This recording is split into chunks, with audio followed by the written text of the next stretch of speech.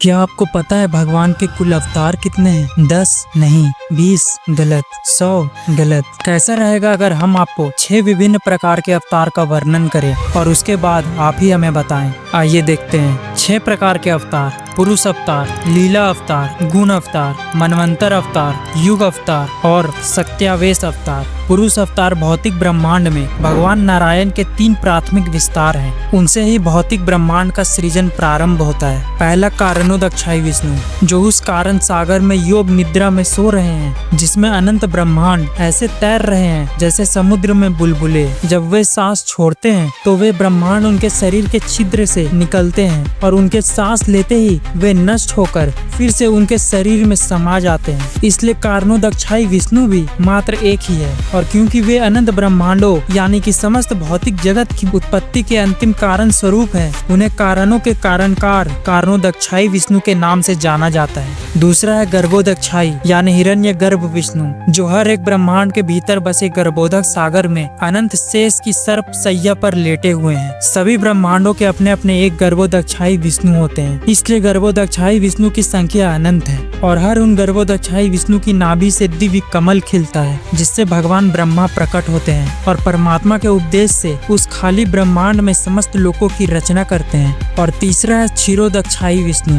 जो भूमंडल पर स्थित 7 वर्तुलाकार महासागरों में से एक है। एक क्षीर सागर यानी दूध के सागर में लेटे हुए हैं। ये वो विष्णु है जो उस ब्रह्मांड के भीतर बसे समस्त जीवों के हृदय में परमात्मा के स्वरूप में रहते हैं। सभी देवता इन्हीं भगवान विष्णु के पास प्रार्थना, याचिका या किसी भी प्रकार की मदद के लिए आते हैं। सभी ब्रह्मांडों के अपने अपने एक क्षीरोदक्षाई विष्णु होते हैं, इसलिए क्षीरोदक्षाई विष्णु की संख्या अनंत है। क्षीरोदक्षाई विष्णु जिस ब्रह्मांड में रहते हैं उस ब्रह्मांड के भरण पोषण के उत्तरदायी होते हैं। दूसरा लीला अवतार, ये वे अवतार है जो भगवान जीवों को अपनी लीला दिखाने के लिए लेते हैं। ये अवतार हर कल्प में होते हैं, इसलिए इन्हें सामान्य रूप से कल्प अवतार कहा जाता है, जो कि 25 है। सनत कुमार, नारद, वराह, मत्स्य, परशुराम, श्री राम, बलराम, कृष्ण, बुद्ध, यज्ञ, नर नारायण, ऋषभ, कल्की, ध्रुव, नरसिंह, कुर्म, धन्वंतरी, मोहिनी, वामन, कर्दमी कपिल,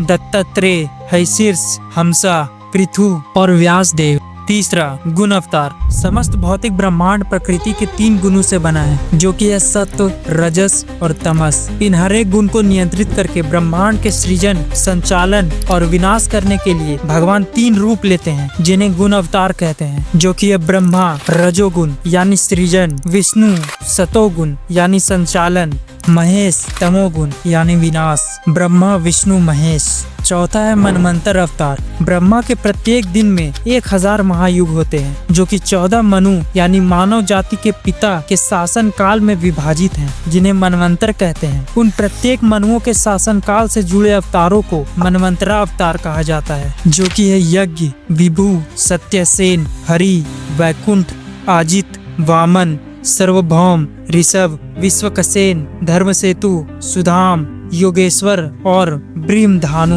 5वां है युग अवतार। हमारे 4 युगों सत्य, त्रेता, द्वापर और कली में प्रत्येक युग में भगवान युग के अनुसार भिन्न भिन्न रंग के शरीर के साथ अवतार लेते हैं। इन अवतारों को शास्त्रों में युग अवतार कहा गया है। कृष्ण हर हजारों वर्षों में अवतार के रूप में प्रकट होते हैं। पहले उन्होंने 3 भिन्न रंगों को ग्रहण किया, सफेद, लाल और पीला, और अब वे एक काले रंग में प्रकट हुए हैं। छठा है सत्यावेश अवतार। जब भगवान स्वयं अपने 6 ऐश्वर्यों में से किसी एक विशेष ऐश्वर्य शक्ति का प्रदर्शन करते हुए विस्तृत होते हैं तो उन्हें साक्षात अवतार कहा जाता है। जब भगवान किसी जीव को कोई विशेष शक्ति के साथ उनका प्रतिनिधित्व करते हुए किसी विशेष कार्य के लिए सशक्त करते हैं तो उस अवतार को आवेश यानी अप्रत्यक्ष अवतार कहा जाता है। ऐसे अनंत सत्यावेश अवतारों में से कुछ हैं: 4 कुमार, नारद, ब्रह्मा, अनंत शेष, शेषनाग, कपिल और ऋषभ, पृथु, वेदव्यास और परशुराम। तो अब बताइए, क्या निष्कर्ष निकाला आपने? भगवान के कितने अवतार हैं? जैसे समुद्र की लहरों की कोई सीमा नहीं होती, वैसे ही भगवान के अवतार की कोई सीमा नहीं है। अर्थात वे अनंत हैं, तथा ये भी जान लें कि अभी तक हमने अंश, अंशांश यानी अंश का भी अंश, आवेश, कला, पूर्ण और परिपूर्णतम इन सब रूपों की तो बात शुरू भी नहीं की। अब इन सभी विस्तारों के अतिरिक्त भगवान ने अपनी शक्तियों का विस्तार करके उन्हें स्वर्गीय पदों को सौंपा, जिन्हें प्राप्त करने पर जीव को विशेष स्तर की शक्तियाँ दी जाती है और उन पद और शक्तियों के अनुसार उन्हें विशेष जवाबदारियों का उत्तरदायित्व पूरा करने के लिए दी जाती है। इन दिव्य पदों को देवी देवता कहा जाता है। तो अगले वीडियो में हम जानेंगे देवी देवता के बारे में, तो सब्सक्राइब करना ना भूलें। धन्यवाद।